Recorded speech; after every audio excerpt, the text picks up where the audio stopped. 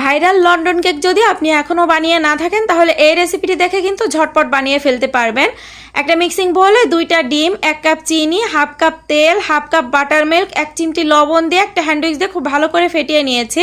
একটা ছাঁকনির উপর 1 কাপ প্লাস 1/4 কাপ ময়দা, 1/3 কাপ কোকো পাউডার, 1 চা চামচ প্লাস 1/4 চা চামচ বেকিং পাউডার, হাফ চা চামচ বেকিং সোডা দিয়ে খুব ভালো করে চেলে নিয়েছি। একটা হ্যান্ডউইচ দিয়ে খুব ভালো করে এটা মিক্সড করে নিব। 1/4 কাপ গরম কফি সিরাপ দিয়ে আরও একবার খুব ভালো করে মিশিয়ে নিয়েছি। 2 পাউন্ড কেকের একটা মোল্ডের ভিতরে এই ব্যাটারটা ঢেলে দিয়ে এটা 180 ডিগ্রি সেলসিয়াসে 35 মিনিট বেক করে নিয়েছি। এখন সল্টেড ক্যারামেল সস তৈরি করব। তার জন্য প্যানে হাফ কাপ চিনি দিয়ে খুব ভালো করে এটা ক্যারামেল তৈরি করে নিয়েছি। এর ভিতরে 2 টেবিল চামচ বাটার দিয়ে খুব ভালো করে নেড়েচেড়ে মিক্সড করে নিব। এ পর্যায়ে এখানে 1 কাপ দিয়ে দিচ্ছি হুইপিং ক্রিম। হুইপ ক্রিম দিয়ে আবারও খুব ভালো করে মিক্সড করে নিয়ে 1 চিমটি লবণ দিয়ে 2 থেকে 3 মিনিট জাল করে একটা বাটিতে ঢেলে নিচ্ছি।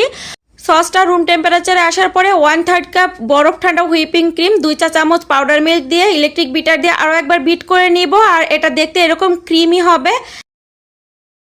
কেকটা আমি 3টা স্লাইস করে নিয়েছি। যে মোল্ডের ভিতরে কেকটা রেডি করেছিলাম ওই মোল্ডের ভিতরে একটা স্লাইস দিয়ে উপর থেকে দুধ দিয়ে দিচ্ছি।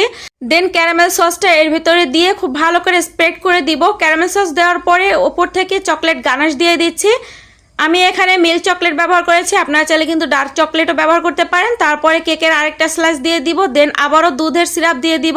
দুধের সিরাপ দেওয়ার পরে আবারও যে ক্যারামেল সসটা ছিল বাকি অর্ধেক ক্যারামেল সস সম্পূর্ণ দিয়ে দেন আবারও এরপরে কেকটা দিয়ে দিচ্ছি। সবশেষে দুধের সিরাপ দিয়ে চকলেট গানাশ দিয়ে কেকটা আমি সারা রাত ফ্রিজে রেখেছিলাম। পরের দিন সকালবেলা ডিমোল্ড করে নিয়েছি আর উপর থেকে আবারও চকলেটের যে সসটা ছিল সেটা দিয়ে দিয়েছি।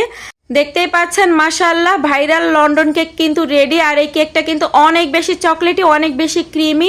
এই ভিডিওটার বড় ভিডিও কিন্তু পেজে অলরেডি আপলোড করা হয়ে গিয়েছে, চাইলে আপনারা ওই ভিডিওটা দেখে নিতে পারেন, তাহলে ডিটেলসে একটা রেসিপি পেয়ে যাবেন। রেসিপিটি ভালো লাগলে প্লিজ লাইক, কমেন্ট, শেয়ার করতে ভুলবেন না।